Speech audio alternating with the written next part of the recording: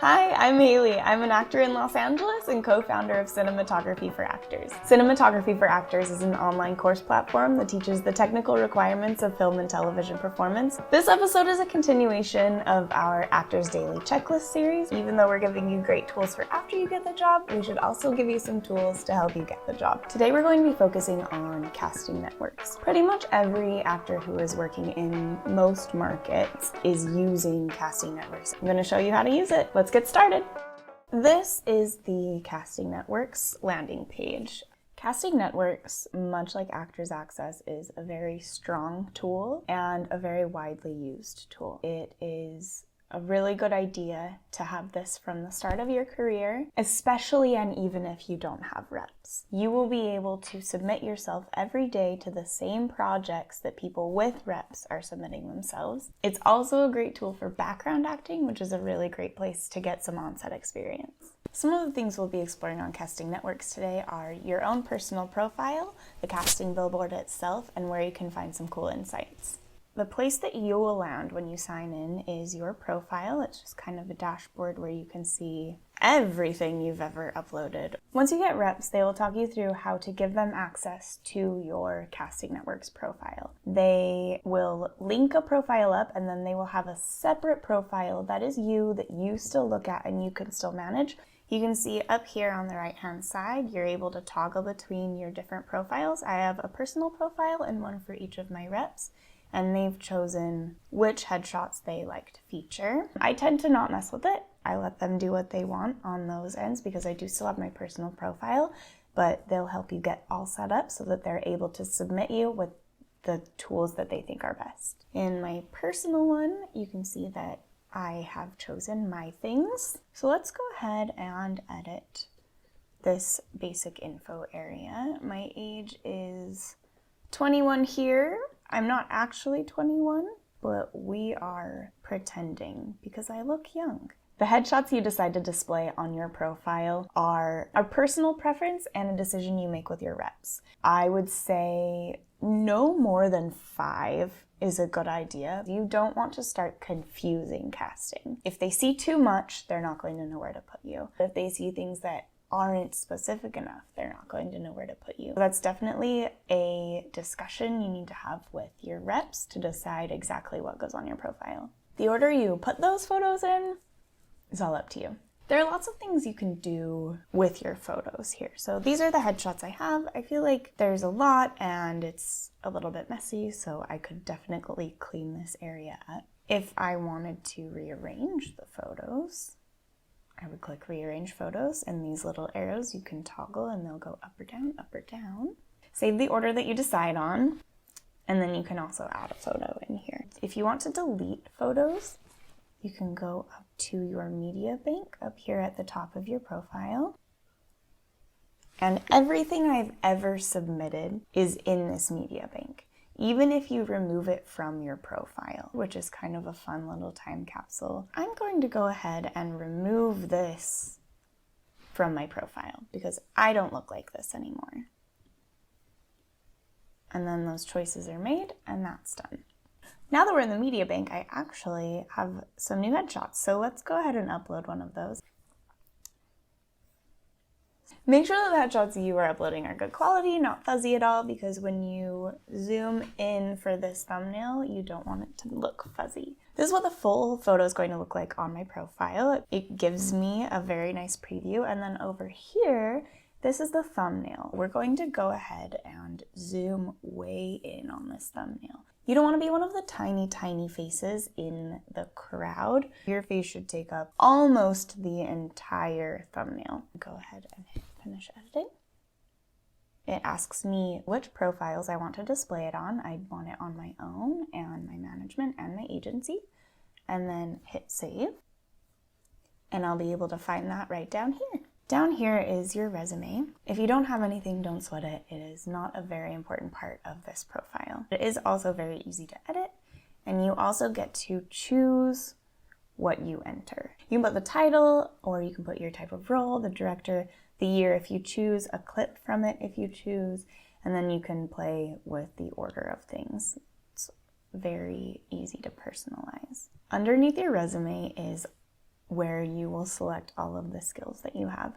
This area is actually very important. Casting directors like to see what you feel like you are able to do. When you're thinking about adding skills, that can be a little bit overwhelming. What they've done that's really cool is you can go ahead and hit edit. If you want to add a new skill, instead of making you think up things that you think you might be good at, they have a bunch of different options to pick from. If I wanted to talk about my band styles, I will just click this drop-down menu, and then there are all these different ideas for what someone might be good at. Make sure you have a look through the skills. It is incredibly helpful that they have that there. Skills are really important to have on your profile because they can really set you apart. Make sure you really look through all of these drop-down menus. Something might pop out that you forgot you're able to do.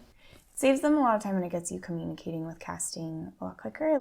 There's also an area you can add assets, things that you own. This is very important for background. This is where they'll look to see if you have these things. There's also a place for other experience that you find might be helpful or has been helpful, or if your reps have asked for it. I've placed that I've been a barista for a very long time in here because my reps asked me for that. Make sure that you're staying on top of your sizes. Make sure that you're updating those sizes every 6 months or when something changes drastically. The last thing you want to happen is booking something and getting there for a fitting and they have the wrong sizes. You have to get measured again and it will cause a lot of inconvenience for you and for costumes. This is where you'll enter your sizes so that they don't have to be coming to you if you have a fitting and they can't get a hold of you.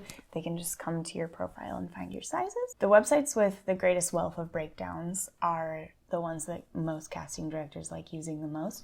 That's going to be Casting Networks and Actors Access. So there's a lot of times that you will see the same breakdowns on those websites because they're trying to get to as many people as possible. You don't have to submit on both websites. They'll see it no matter where you submit from. To find breakdowns, you hit Casting Billboard right up here on the left. You can pick different lists that populate for you. They all over the world you can choose from. Unions, roles types, pay preferences, gender.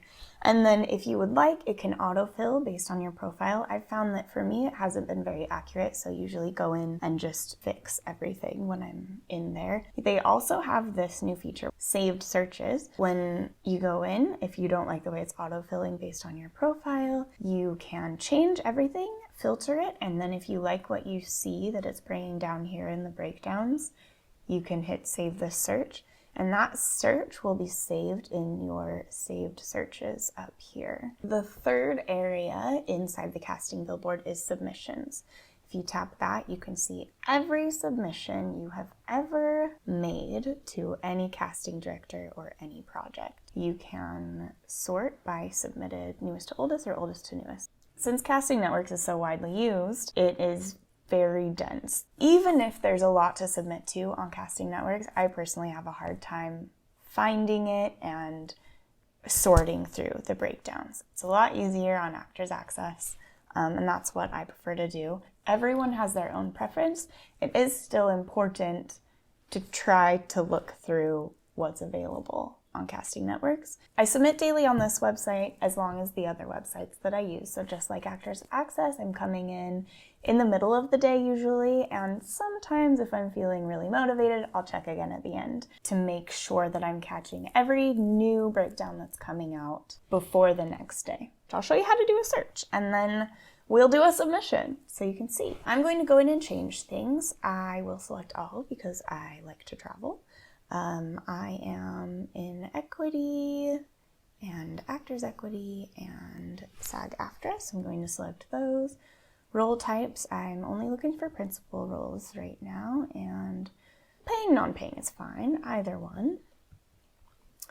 This does get really specific, so make sure you're looking at project types. I'll do everything and anything. You can end up on reality TV or a talk show, PSAs, it's all these different options. So if there's something you're not comfortable with, like cabaret, you can go ahead and deselect that. You can select your ethnicity here or your ethnic appearance and your age. We're gonna say 20 to 25. Most casting directors like a range of 5 years, but search for whatever you feel like doing. It's up to you. Sorry you have to see this. Looks like it's a good fit for me, so I will go ahead and hit the title name, and that will take you in and show you the entire breakdown. You can see a synopsis, you can see notes if the director or casting director wanted to make some notes.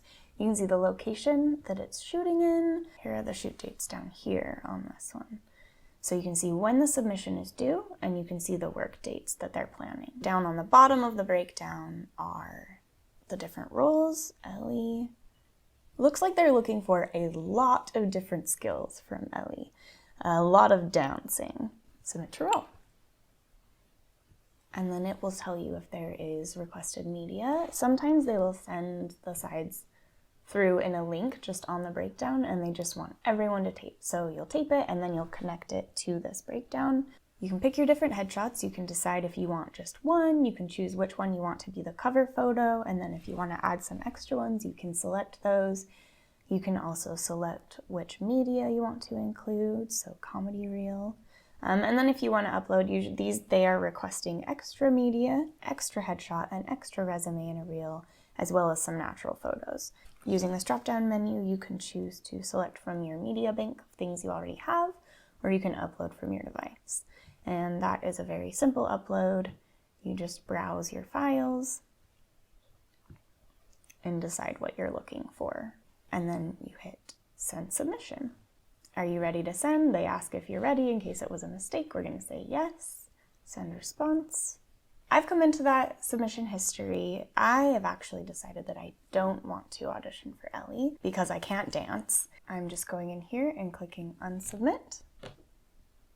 And now it's unsubmitted. If I change my mind and I want to submit again because I'm feeling more confident in my dancing, I can come right back to that submission. It will stay, even though I unsubmitted it, still in that area. Once you have reps, you make the personal decision whether you want to continue submitting for yourself. Even though my reps are submitting for me every day, if I continue to submit for myself, I feel like I'm taking ownership of that, and I end up with a lot more work. Up here next to the media bank, you can see that there is an area for alerts.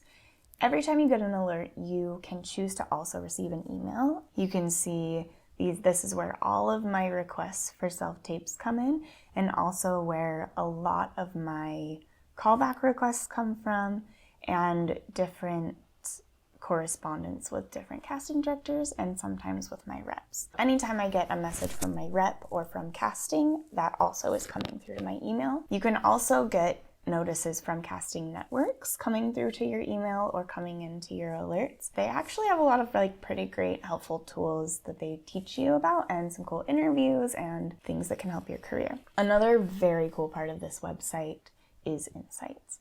These insights have all of your completed media requests, all of the role descriptions, and who they came through. So you can see if you submitted it, you can see if your agent submitted it, and you can see who the casting company was. So you can see if you've auditioned for these casting directors before, or if they're new, what they wanted to see before, and whether or not you booked with them. This is the most expensive breakdown website. You can choose from different pricing models. There's the premium model that is $21.66 a month, or $259. That is billed yearly. This will include unlimited casting billboard submissions, and you can upload as much video and as much photo as you want. They do have the basic plan that's free. You can put 2 photos up and 1 video and 1 audio clip, and you will be able to search all of the casting billboard, but if you ever want to submit, you have to upgrade. A lot of people don't pay. Once they have reps, they